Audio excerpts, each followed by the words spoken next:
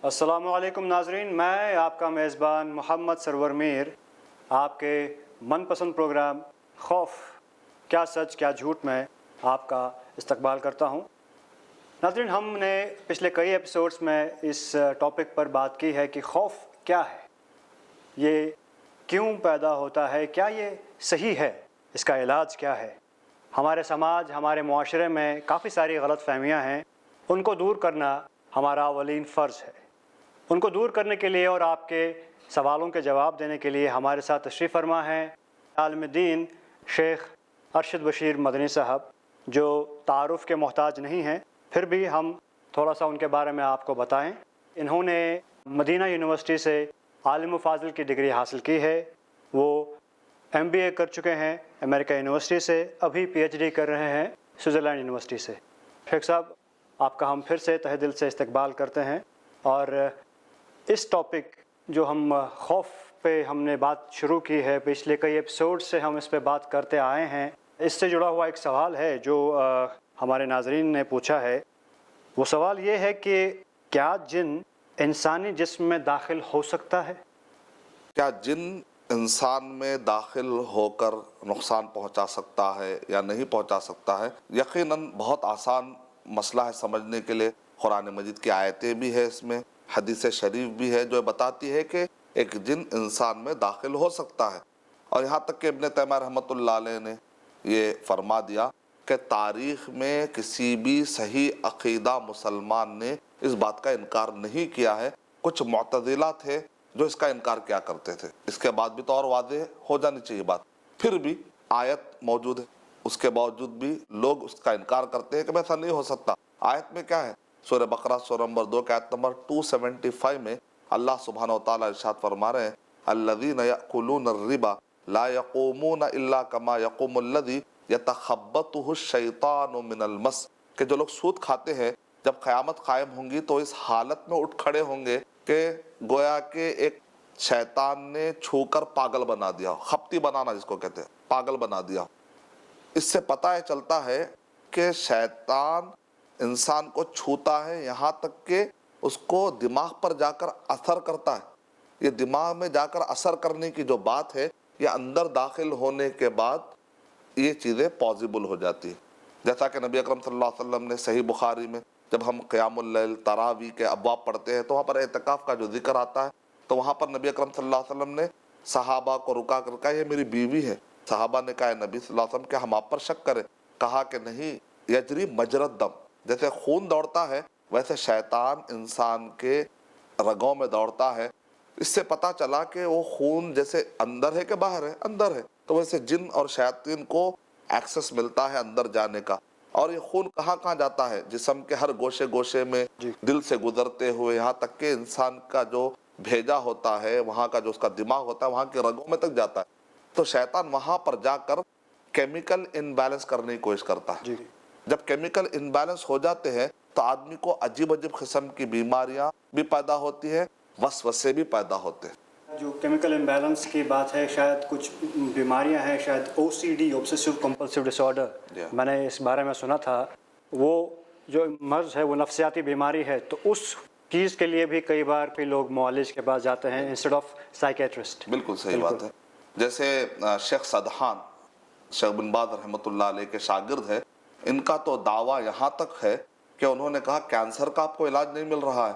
कितने ऐसे कैंसर के मरीज मेरे पास आए हैं और शैतान से पनाह मांगने की जो आयतें हमको सिखाई गई, मस्सनी यदुर्रु व अंत अरहमुर राहिमीन, मस्सनी शैतानु बिनुस्बिन व अज़ाब, यानी कि ये जो दुआएं हैं अय्यूब अलैहिस्सलातु वस्सलाम की जो दुआ है, और इसी तरीके से यूनुस अलैहिस्सलातु वस्सलाम वाली दुआ, ला इलाहा इल्ला अंता सुब्हानका इन्नी कुन्तु मिनज़ ज़ालिमीन, और इसी तरीके से कुरान मजीद में जहाँ कहीं पर भी वक़ुल रब्बी अऊज़ु बिका मिन हमाज़ाति शयातीनी व अऊज़ु बिका रब्बी अन यहज़ुरुन, सूरह मोमिनून के अंदर, और इसी अऊज़ु बिल्लाहि समीउल अलीम मिनश शैतानिर रजीम, और इसी तरीके से मिन हमज़िही व नफ़ख़िही व नफ़्सी, और बिस्मिल्लाहि अर्क़ीका, रुक़िया शरइया की जो ख़ास आयतें हिस्नुल मुस्लिम, फोर्ट्रेस ऑफ मुस्लिम में भी बताई गई हैं, और रुक़िया शरइया की मख़सूस किताब है शेख सदहान ने भी तरतीब दी, उसमें काफ़ी रुक़िया की दुआएं लिखी हुई हैं।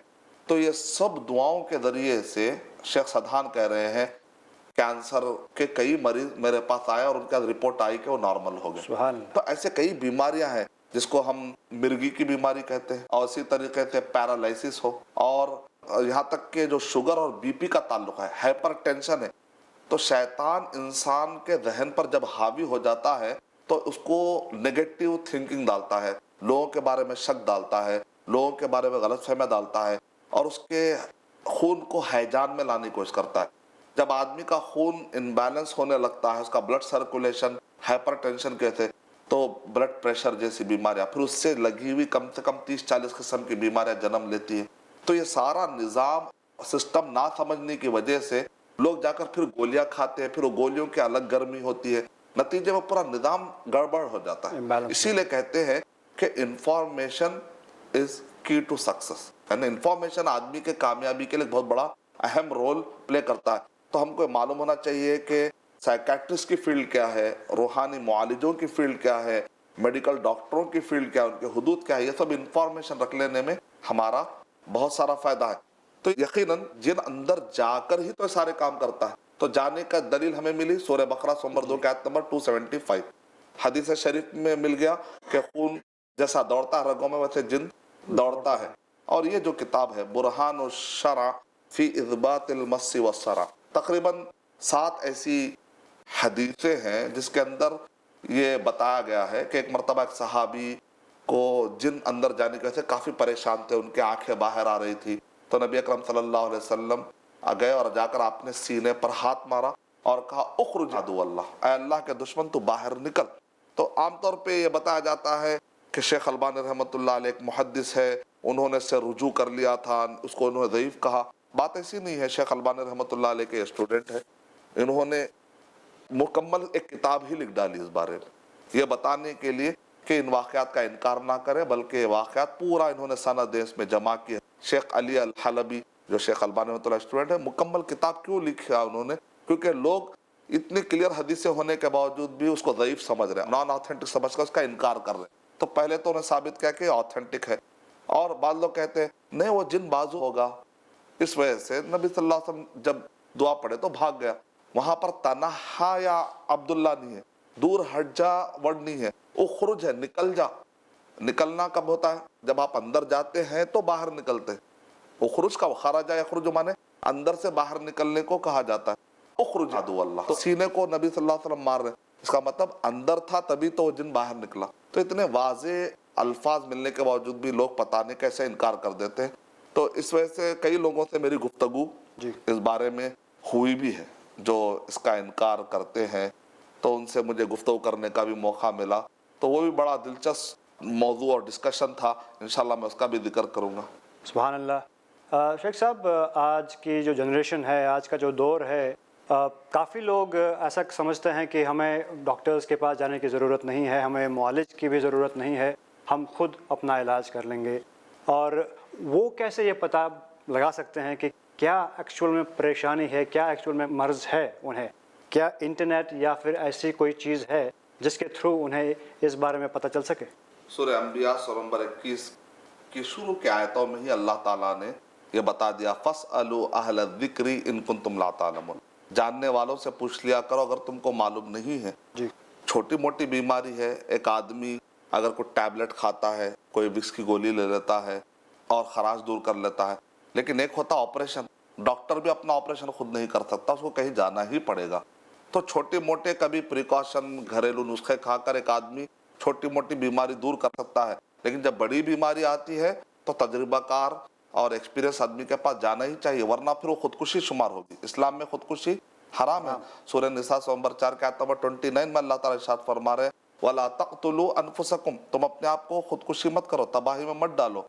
تو چاہے میڈیسن لینے کا مسئلہ ہو, میڈیکل ڈاکٹر ہو, اور اسی طریقے سے نفسیاتی مریضوں کا معاملہ ہو, یا سیکیٹرسٹ ڈاکٹر کا مسئلہ ہو, ماہرین نفسیات کا, یا اسی طریقے سے معالجین جو قرآن اور حدیث کی بنیاد پر کرتے, جو جادو استعمال نہیں کرتے, جو بدعتیں استعمال نہیں کرتے, جو شرک استعمال نہیں کرتے, ایسے معالجین کے پاس اگر آپ کا آؤٹ آف کنٹرول ہو رہا ہو تو علماء کہہ رہے ہیں کہ جاؤ, ورنہ وہ خودکشی شمار ہوگا. تو کبھی کیا ایسے لوگوں سے آپ کی ملاقات ہوئی ہے جو इस चीज़ से इनकार करते हैं कि जिन्नात हैं या फिर ये सब जिन्नों का ये इंसान के जिस्म में दाखिल होना मुमकिन नहीं है। हाँ, हमारी मुलाकात कई जगहों पर होते रहती है। एक मर्तबा का वाक़या ये है कि कुछ लोग आए और आकर उन्होंने कहा कि हम आपसे डिबेट करना चाह रहे हैं, मुनाजरा करना चाह रहे हैं। इंसान के अंदर जिन जा ही नहीं सकता, ये अलग मखलूक है, ये अलग मखलूक है, एक मखलूक दूसरे मखलूक में कैसा चले जाती है। तो उसके बाद उन्होंने लॉजिक भी दी, मा जअलल्लाहु लिरजुलिन मिन क़ल्बैनि फ़ी जौफ़ी, कि अल्लाह ताला ने एक आदमी में दो दिल नहीं बनाए। तो फिर अगर आप कहेंगे कि इंसान के अंदर जिन चला गया तो जिन का अलग दिल हुआ और फिर इंसान का अलग दिल हुआ, तो कुरान मजीद के खिलाफ है कि कुरान में अल्लाह ताला कह रहे हैं कि एक जिस्म में दो दिल नहीं हो सकते। तो मैंने उनको पलटा कर कहा, उसका मतलब ये है कि एक आदमी को दो दिल नहीं मिलते। जब जो जिन जाता तो जिन का दिल तो इंसान को नहीं आता और इंसान का दिल तो जिन को नहीं चल जाता, उसका उसको रहेगा, उसको उसको रहेगा। असल मतलब वो आयत का वो है। दूसरा पॉइंट ये है, माँ के रहमे मादर में बच्चा होता है कि नहीं? बच्चा होता है जी। तब यहाँ पर दो दिल तो हो गए ना। सुभान अल्लाह। तो अगर आप कहेंगे कि ऐसा नहीं होता तो फिर आप रहमे मादर के बच्चों का इनकार करते हैं। अगर आप कहते नहीं वो औरत के लिए है, मर्द की बात चल रही इधर, तो हम कहेंगे मर्द को भी पेट में कभी कीड़े पैदा होते हैं कि नहीं होते? हर कीड़े के अंदर एक दिल होता है, बड़े बड़े कीड़े पैदा होते हैं, छोटे कीड़े पैदा होते हैं। तो इंसान के पेट में कीड़े पैदा होने का तो बड़े बड़े कीड़े, बड़े लंबे लंबे कीड़े भी पैदा हो जाते हैं, उनको दिल होते हैं।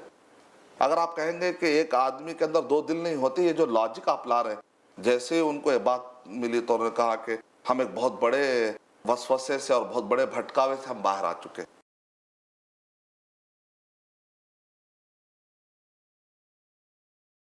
तो मैंने कहा ये सब चीजें तावीलात में जाने की जरूरत क्यों पड़ रही है? क्योंकि हमने पहले अपने दिमाग में एक नजरिया डाल दिया कि भाई आज की साइंस कैसे मानेगी। हम सवाल ये करते हैं कि साइंस अगर इस चीज को नहीं मानती तो इसका इनकार भी तो नहीं कर रही है ना। बल्कि यूएफओ कहकर साइंस अभी भी अंडर रिसर्च एक नाम रखी। साइंस किसको कहते हैं?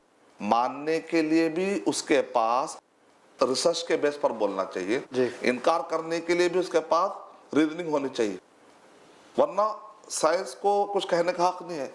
जैसे अगर साइंस नहीं मानती है तो इनकार करने के लिए भी उसके पास पूरे प्रूफ नहीं है, क्योंकि कुछ दुनिया में ऐसी चीजें हो रही है जिसका साइंस इनकार नहीं कर सकती। आखिर में यूएफओ नाम देकर, अनआइडेंटिफाइड फ्लाइंग ऑब्जेक्टिव नाम देकर तो खामोश तो बैठना पड़ा। तो इसका मतलब इनकार करने के लिए भी प्रूफ चाहिए, डिनाई करने के लिए भी प्रूफ चाहिए। कहाँ है वो प्रूफ? और बल्कि बाद लोग कहते हैं अच्छा आप कैसा यकीन से कह सकते हैं? हम तो आयत की बुनियाद पर कहते हैं, हम तो हदीस की बुनियाद पर कहते हैं।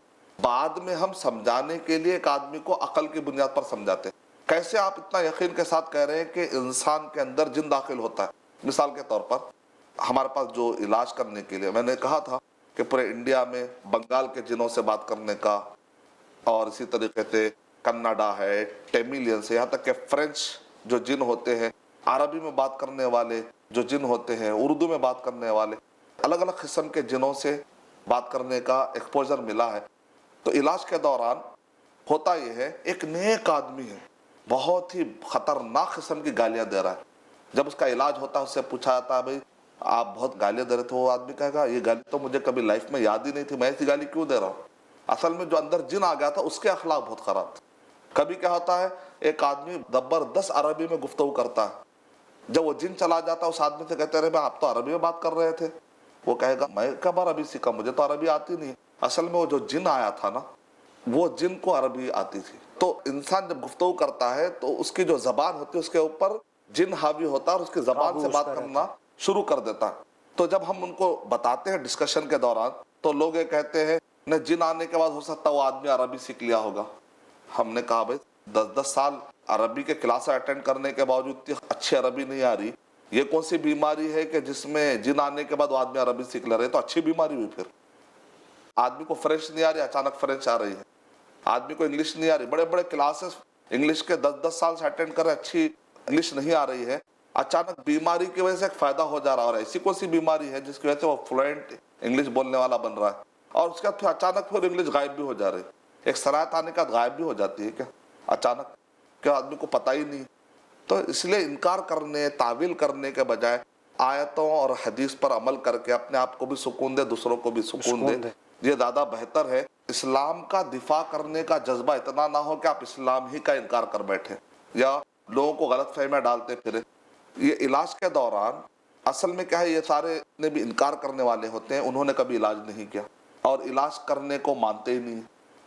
और वो जो इलाज के दौरान जिनके अंदर से बात आती है उसके कुछ ना तावीलात करके अपने नफ्स को बहला फुसला के खामोश बिठा लेते हैं। इसके जवाब चूंकि उनके पास होते नहीं है तो दूसरे वो सवालात खड़े करके पब्लिक को कंफ्यूज करने की कोशिश करते हैं। तो लिहाजा कुरान मजीद में जब आ गया और जितने बुजुर्गान मिल्लत है उन सब कदीम ज़माने से अब तक, यहाँ तक के शेख बिन बाज रहमतुल्लाह अलैह ने इरशाद फरमा दिया, सिवाय मुअतज़िला के कोई इसका इनकार करने वाला नहीं है। सही अकीदे के सारे उलमा, सारे मसलक के उलमा इसको कबूल करते हुए आए हैं।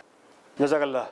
शेख साहब, मुझे यकीन है कि हमारे नाज़रीन को इस सवाल का जवाब मिला, जैसे कि इससे पहले किए गए सवालों का जवाब मिला है। तो अब वक्त है हमारे उन सवालों का जो नाज़रीन अपने मोबाइल से भेजते हैं, थ्रू व्हाट्सएप, थ्रू ईमेल्स।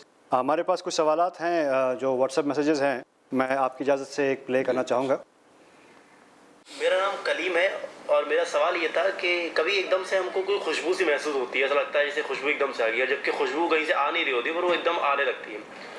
तो ऐसा होता है कि खुशबू एकदम से आ गई तो क्या कोई मरने वाला हमसे कुछ बात कहने की कोशिश कर रहा है, या हमारा कोई अजीज जो कि मर गया है हमारे करीब है, ऐसा अक्सर लोग कहते हैं एकदम खुशबू आए तो कोई तुम्हारा मरने वाला तुमसे बात करने की कोशिश कर रहा है, या वो हमको देख रहा है, क्या ऐसा मुमकिन है? शुक्रिया। काफ़ी सारे सवालात उसी से रिलेटेड हैं कि जो मरे हैं तो वो दोबारा आ सकते हैं कि नहीं, तो ये सवाल भी उसी से रिलेटेड है, तो आप इस पर रोशनी डालें। जी हाँ, सूरह मोमिनून सूरह नंबर 23 के आयत नंबर 100 में अल्लाह ताला इरशाद फरमा रहे हैं, वमिन वराइहिम बरज़खुन इला यौमि युबअसून, के मरने के बाद रूहें बरज़ख में चले जाती है और क़यामत कायम होने तक वहीं पर रहती है, वहाँ पर आने का कोई चांस नहीं है। अब रहा खबर में जो आदमी होता है, जिंदा वालों से क्या कांटेक्ट रहता है या नहीं रहता है, उसके कुछ कांटेक्ट्स के प्रूफ मिलते हैं बस। जैसे कि जब हम अस्सलामु अलैकुम अहलद दियार कहते हैं तो ये सलाम पहुंचाने वाला कौन है? अल्लाह ताला। हम डायरेक्ट नहीं पहुंचा सकते। वमा अंता बिमुस्मिइन मन फिल क़ुबूर, जो कब्र के अंदर है तुम नहीं सुना सकते, लेकिन अल्लाह ताला फरमा रहे हैं इन्नल्लाह युस्मिउ मन यशा, अल्लाह जिसको चाहे सुना सकते हैं। इसीलिए नबी अकरम सल्लल्लाहु अलैहि वसल्लम पर हम सलामती भेजते हैं, सलात भेजते हैं, हम नहीं पहुंचाते, अल्लाह सुब्हानहू व तआला पहुंचाते हैं। तो कब्र से कांटेक्ट का आपने अंदाजा लगा लिया होगा। इमाम मालिक रहमतुल्लाह अलैह ने एक आदमी को देखा कि वो नमाज होते ही मस्जिद नबवी जाकर वो सलाम भेजता है, तो इमाम रहमतुल्लाह अलैह ने उसको बुलाया कि तुमने नमाज में तो ऑलरेडी दरूद भी भेजा है, सलामती भेजी है। कायदे में हम क्या पढ़ते हैं? अत्तहियात पढ़ते हैं, दरूद पढ़ते हैं। तुम और उंदुलुस में रहने वाले दोनों के दोनों बराबर ही है, वहां से भी पहुंचाने वाला अल्लाह ही है, यहाँ का सलाम पहुंचाने वाला भी अल्लाह सुब्हानहू व तआला। नबी अकरम सल्लल्लाहु अलैहि वसल्लम ने इरशाद फरमाया कि जब दफन करके वापस जाते हैं तो ये मुर्दे को, मैयत को चलने के जो आवाज़ होते हैं वो आवाज़ें आती है। इसकी दलील में हमें मिलती है। हम जब दुआ करते हैं तो कब्र में जैसे कहा कल गरीक, एक डूबने वाला जैसा तिनके का सहारा ढूंढता है, वैसा दुआओं के इंतजार में रहते हैं। तो दुआ का ताल्लुक हुआ। घुमा फिरा के बाद तो आसानी से बस समझ में आ जाने वाली बात तो यही है, अस्सलामु अलैकुम अहलद दियार करें वो भी दुआ है, दरूद आप भेज रहे हैं, सलामती भेज रहे हैं वो भी दुआ है, या आप मग़फ़िरत की दुआ करते हैं, साबित ख़दमी की दुआ करते हैं, इतना ताल्लुक़ की गुंजाइश है जो दलाइल से साबित होता। इससे हटकर वो आ जाते हैं, हमारे घरों को आते हैं, या फिर वो जैसा कि अभी भाई ने कहा खुशबू है, इसका मतलब मैयत हमें याद कर रही है, इसकी कोई हकीकत या कोई दलील नहीं है। दरअसल जिन क्या करते हैं, कहीं ना कहीं जाकर बदबू पैदा कर देते। अगर वहाँ पर कोई रीज़न नहीं हो, खुशबू आप चेक कर लिए पूरी तरह से, उसके बावजूद भी बदबू आ रही हो या कुछ खुशबू आ रही हो, तो ये जिनों की तरफ से पॉसिबल है। जिन चाहते हैं कि इंसान को कहीं ना कहीं से शकों में डालें, क्योंकि उनको बहुत अच्छा लगता है सताना इंसान, क्योंकि अशरफुल मखलूक़ात को सताएंगे। एक दुबला आदमी से पहलवान अचानक डरने लगे तो दुबले आदमी को अंदर ही अंदर मजा आता है कि देखो कैसे कैसे पहलवान मुझसे डर रहे हैं। ये एक तरीका है।